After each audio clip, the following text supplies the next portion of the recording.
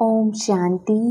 22 जून 2022 के महावाक्य हैं, मीठे बच्चे, बाप स्वर्ग का फाउंडेशन लगा रहे हैं। तुम बच्चे मददगार बन अपना हिस्सा जमा कर लो। ईश्वरीय मत पर चल श्रेष्ठ प्रारब्ध बनाओ। प्रश्न: बाप दादा को किन बच्चों की सदा तलाश रहती है? उत्तर: जो बहुत बहुत मीठे शीतल स्वभाव वाले सर्विसेबल बच्चे हैं, ऐसे बच्चों की बाप को तलाश रहती है। सर्विसेबल बच्चे ही बाप का नाम बाला करेंगे। जितना बाप का मददगार बनते हैं, आज्ञाकारी वफादार हैं, उतना वह वर्षे के हकदार बनते हैं। गीत ओम नमो शिवाय। ओम शांति। ओम का अर्थ किसने बताया? बाप ने।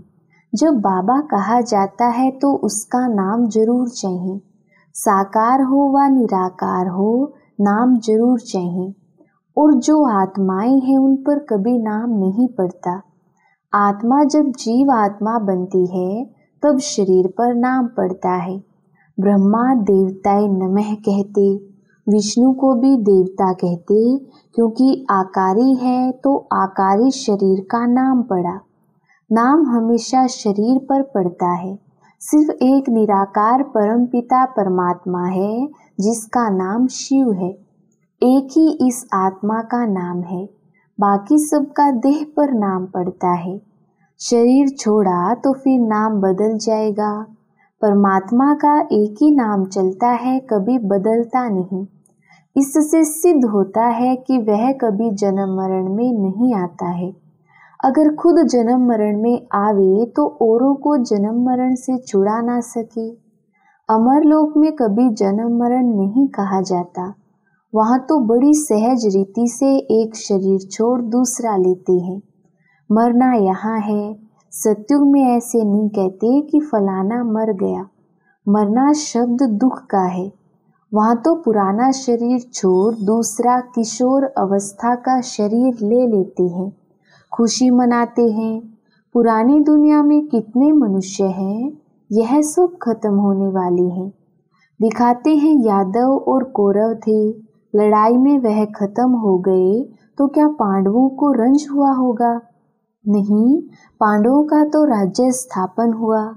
इस समय तुम हो ब्रह्मावंशी ब्राह्मण, ब्रह्मा कुमार और कुमारियां। ब्रह्मा को इतने बच्चे हैं तो जरूर प्रजापिता ठहरा। ब्रह्मा विष्णु शंकर का बाप है शिव, उनको ही भगवान कहा जाता है। इस समय तुम जानते हो कि हम ईश्वरीय कुल के हैं। हम बाबा के साथ बाबा के घर निर्वाण धाम में जाने वाले हैं। बाबा आया हुआ है, उनको साजन भी कहा जाता है, परंतु एक्यूरेट संबंध में वह बाप है, क्योंकि वर्षा सजनियों को नहीं मिलता है। वर्षा बच्चे लेते हैं तो बाप कहना राइट है। बाप को भूल जाने से ही मनुष्य नास्तिक बने हैं। कृष्ण के चरित्र गाए जाते हैं, परंतु कृष्ण का चरित्र तो कोई है नहीं। भागवत में कृष्ण के चरित्र हैं, लेकिन चरित्र होना चाहिए शिव बाबा का। वह भी बाप, टीचर, सतगुरु है। इसमें चरित्र की क्या बात है? कृष्ण के भी चरित्र नहीं है, वह भी बच्चा है। जैसे छोटे बच्चे होते हैं, बच्चे हमेशा चंचल होते हैं तो सभी को प्यारे लगते हैं।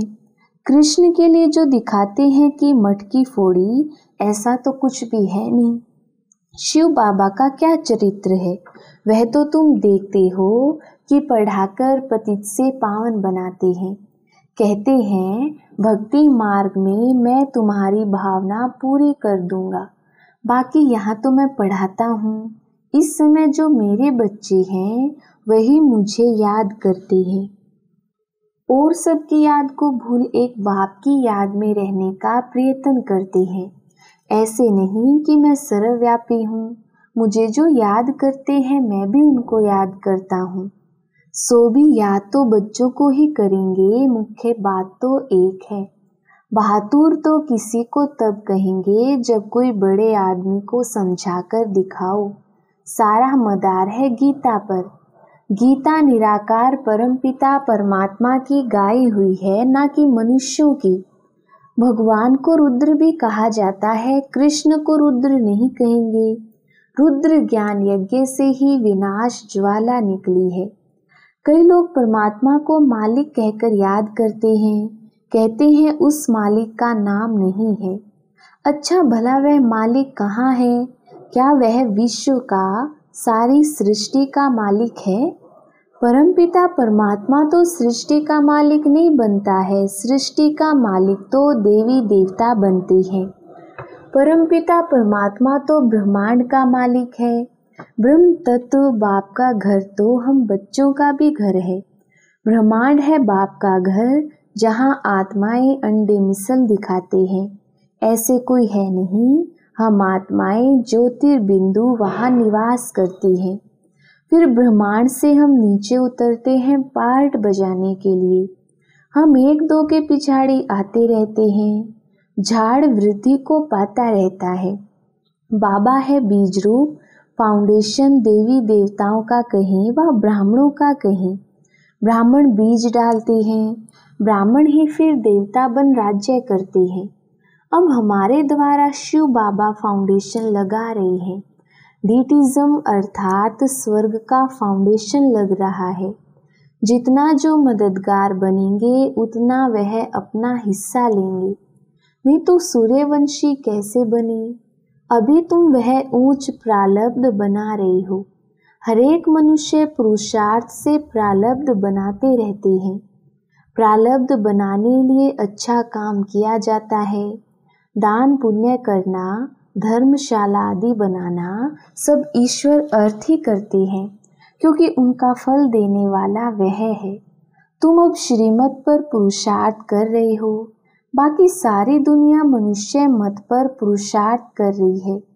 सो भी आसुरी मत पर है। ईश्वरीय मत के बाद है दैवी मत, फिर हो जाती है आसुरी मत।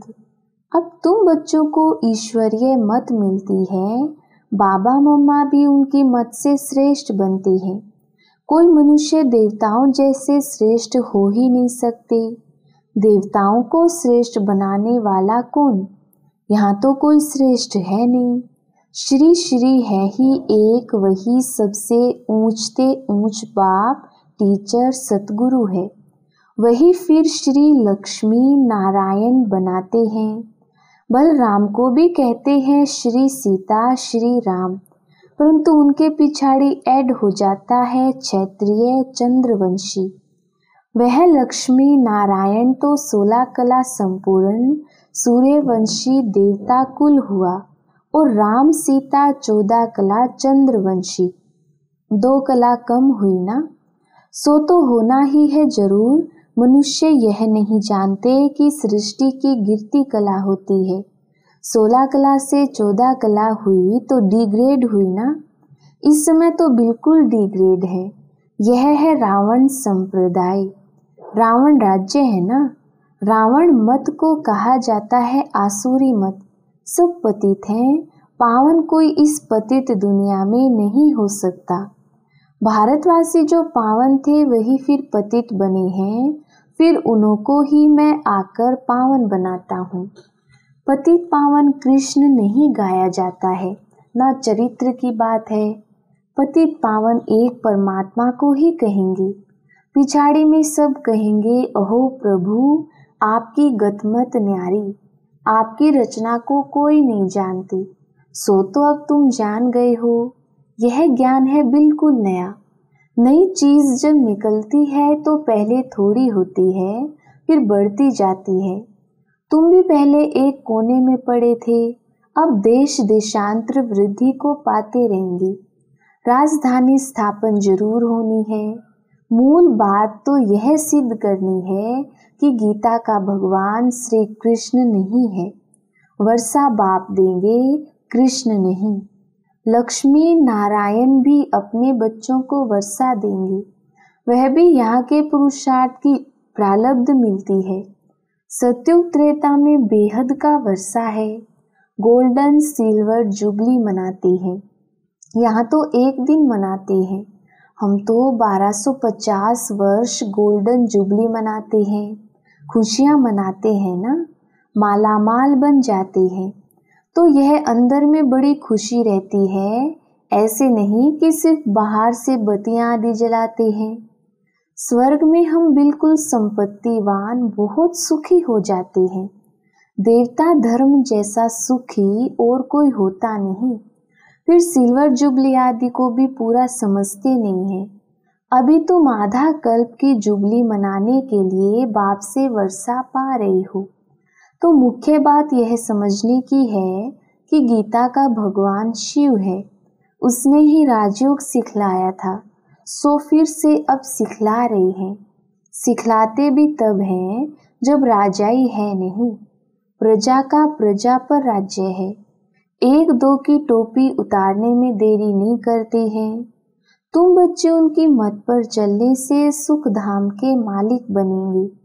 ऐसे बहुत हैं जो ज्ञान को पूरा धारण नहीं करते, परंतु सेंटर पर आते रहते हैं। अंदर दिल बित बित करती है कि एक बच्चा पैदा कर दें। माया की टेम्पटेशन होती है कि शादी कर एक बच्चे का सुख ले लेवे। अरे गारंटी थोड़ी ही है कि बच्चा सुख ही देगा। 2-4 वर्ष में बच्चा मर जाए तो और ही दुखी हो पड़ेंगे। आज शादमाना करते हैं, कल चिता पर चढ़ते तो रोना पीटना पड़ता है। यह है ही दुख धाम। देखो खाना भी कैसा खाते हैं। तो बाप समझाते हैं कि बच्चे ऐसी आशाएं नहीं रखो, माया बड़ा तूफान में ले आएगी, झट विकार में गिरा देगी, फिर आने में भी लज्जा आएगी। सब कहेंगे कुल को कलंकित किया है तो वर्षा क्या लेंगे। बाबा मम्मा कहते हो तो ब्रह्मा कुमार कुमारियां आपस में हो गए भाई बहन। फिर अगर विकारों में गिर पड़े तो ऐसे कुल कलंकित और ही 100 गुना कड़ी सजा खाएंगे और पद भी भ्रष्ट होगा। कोई तो विकार में जाते फिर बतलाते नहीं तो बहुत दंड के भागी बनते हैं। धर्मराज बाबा तो किसी को छोड़ते नहीं हैं। वो लोग तो सजा खाते जेल भोगते हैं, लेकिन यहाँ वालों के लिए तो बड़ी कड़ी सजा है। ऐसे भी सेंटर्स पर बहुत आते हैं। बाप समझाते हैं कि ऐसे काम नहीं करो। कहते हो कि हम ईश्वरीय औलाद हैं और फिर विकार में जाना, यह तो अपनी सत्यानाश करनी है। कोई भी भूल हो तो झट बाप को बता दो। विकार बिगर रह नहीं सकते हो तो यहाँ नहीं आओ तो बेहतर है, नहीं तो वायुमंडल खराब हो जाता है। तुम्हारे बीच में कोई बगुला व अशुद्ध खाने वाला बैठे तो कितना खराब लगे। बाप कहते हैं कि ऐसे को ले आने वाले पर दोष आ जाता है। दुनिया में ऐसे सत्संग तो बहुत हैं, जाकर वहाँ भक्ति करें। भक्ति के लिए हम मना नहीं करते हैं। भगवान आते हैं पवित्र बनाने के लिए, पवित्र वैकुंठ का वर्षा देने के लिए। बाप कहते हैं कि सिर्फ बाप और वर्षे को याद करो बस, और खान पान के परहेज की युक्तियां भी बताते हैं। परहेज के लिए बहुत प्रकार की युक्तियां भी रख सकते हैं। तबीयत ठीक नहीं है, डॉक्टर ने मना की है। अच्छा आप कहते हो तो हम फल ले लेते हैं। अपना बचाव करने के लिए ऐसा कहना कोई झूठ नहीं है। बाबा मना नहीं करते हैं। ऐसे बच्चों की तलाश में बाबा है जो बिल्कुल मीठे हों, कोई पुराना स्वभाव नहीं होना चाहिए, सर्विसेबल, वफादार, फरमान बरदार हों। अच्छा मीठे मीठे सिकिलधे बच्चों प्रति माता पिता बाप दादा का याद प्यार और गुड मॉर्निंग। रूहानी बाप की रूहानी बच्चों को नमस्ते। हम रूहानी बच्चों की रूहानी बाप दादा को याद प्यार गुड मॉर्निंग और नमस्ते जी। धारणा के लिए मुख्य सार। पहला पॉइंट, इस मायावी दुनिया में हर बात में दुख है, इसलिए इस पुरानी दुनिया में कोई भी आश नहीं रखनी है। भल माया के तूफान आए लेकिन कभी भी कुल कलंकित नहीं बनना है। दूसरा पॉइंट, खान पान की बहुत परहेज रखनी है। पार्टी आदि में जाते बहुत युक्ति से चलना है। वरदान, बुराई में भी बुराई को ना देख, अच्छाई का पाठ पढ़ने वाले अनुभवी मूर्त भव। विस्तार, चाहे सारी बात बुरी हो लेकिन उसमें भी एक दो अच्छाई जरूर होती है। पाठ पढ़ाने की अच्छाई तो हर बात में समाई हुई है ही, क्योंकि हर बात अनुभवी बनाने के निमित्त बनती है। धीरज का पाठ पढ़ा देती है। दूसरा आवेश कर रहा है और आप उस समय धीरज व सहनशीलता का पाठ पढ़ रहे हो, इसलिए कहते हैं जो हो रहा है वह अच्छा है और जो होना है वह और अच्छा। अच्छाई उठाने की सिर्फ बुद्धि चाहिए। बुराई को ना देख, अच्छाई उठा लो तो नंबर 1 बन जाएंगी। स्लोगन, सदा प्रसन्न चित्त रहना है तो साइलेंस की शक्ति से बुराई को अच्छाई में परिवर्तन करो। अच्छा, ओम शांति।